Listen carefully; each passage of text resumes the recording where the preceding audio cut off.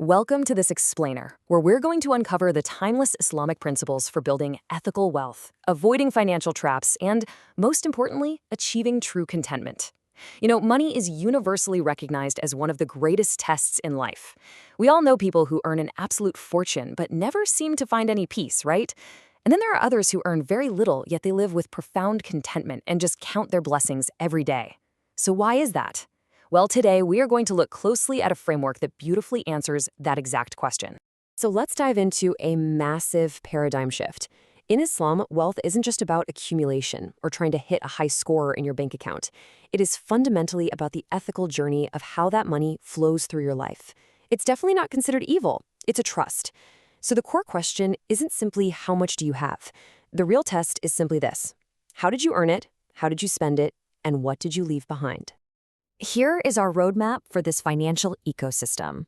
We'll be covering wealth as a sacred trust, generating halal income, the prohibition of riba, spending and ethical investing, and finally, the power of charity. Let's kick things off with Section 1, Wealth as a Sacred Trust. Now, there is this massive myth out there that faith somehow requires poverty. It absolutely doesn't. In fact, the Prophet Muhammad, peace be upon him, was a highly successful merchant himself before his prophethood. Islam actually encourages you to work hard, start businesses, and become financially independent. Being rich is perfectly fine. It's the greed that's forbidden. It really is all about finding that perfect balance. The whole mindset shift here is that we are merely caretakers of a divine trust. Balancing these three core pillars is exactly how we honor that immense responsibility. Everything ultimately belongs to a higher power, and we're just holding on to it for a brief time. If you can earn with deep honesty, spend with true wisdom, and share with radical generosity, well, you've mastered the core pillars of this trust. Moving right along to Section 2, Generating Halal Income. Okay, before we get into the incredible ways to earn, we have to identify the deal breakers. These are the toxic inflows that completely strip the blessing, what is known as barakah, away from your income. If your money comes from gambling, alcohol, fraud, bribery, or deception, honestly, the dollar amount simply doesn't matter. The blessing is gone. We absolutely must plug these holes before we can ever hope to fill the bucket. It boils down to exploitation versus creation. Extractive wealth, like fraud or selling prohibited products, exploits people. But halal income actually creates real value in society. Islam champions those who create, whether you're an engineer, a farmer, a doctor, a programmer, or a tradesperson. Halal income is always rooted in contribution, while prohibited income is rooted in exploitation. Think about this for a second. The honest merchant will be with the prophets, the truthful, and the martyrs. That is a powerful statement. It reminds us that every single dollar you earn through honest, halal means carries profound spiritual weight and divine blessing. Earning a living isn't some distraction from faith. When you do it with integrity, it's actually elevated to the status of worship. Just think about the sheer dignity that places on the shoulders of an honest worker. Now for Section 3, the prohibition of riba. In our modern, totally credit-driven world, this is the biggest financial pitfall of them all: riba. Let's make this crystal clear. Riba is an unjust, guaranteed increase in lending, and it's most commonly associated with interest-based loans. Islam strictly prohibits this. Why? Because it inherently exploits borrowers and traps people in long-term, suffocating financial burdens. When money just makes money without any effort or shared risk, it breaks the natural balance of fairness in society. So, what's the alternative? Well, Islamic finance replaces that guaranteed extractive interest with a much fairer system, one that's tied to actual economic activity and shared risk.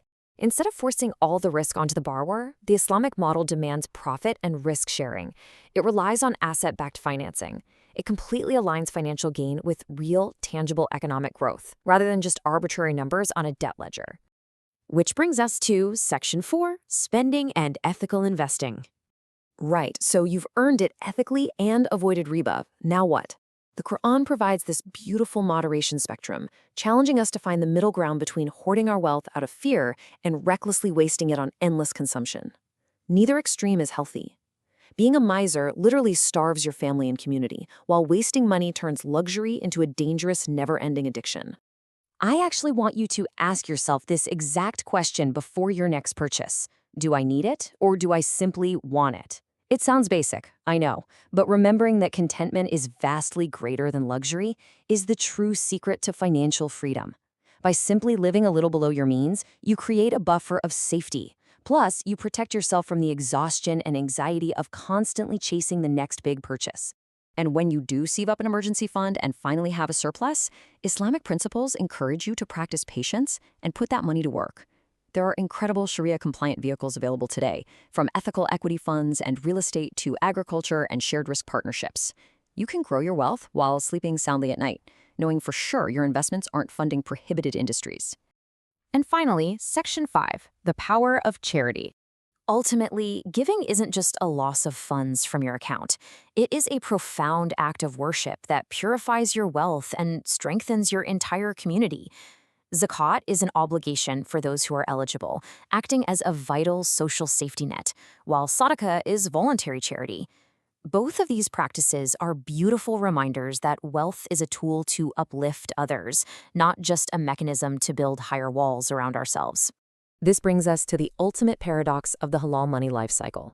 Letting go of your wealth to help others is actually the greatest growth strategy you can employ. I know, it totally defies conventional mathematics, but in this framework, what you give away is what you truly keep forever. It builds community resilience, fosters deep gratitude, and invites unimaginable divine blessing right into your life. All right, let's translate all this theology into real daily habits you can start today. Live below your income, avoid bad debt, build halal streams, invest ethically, and give charity.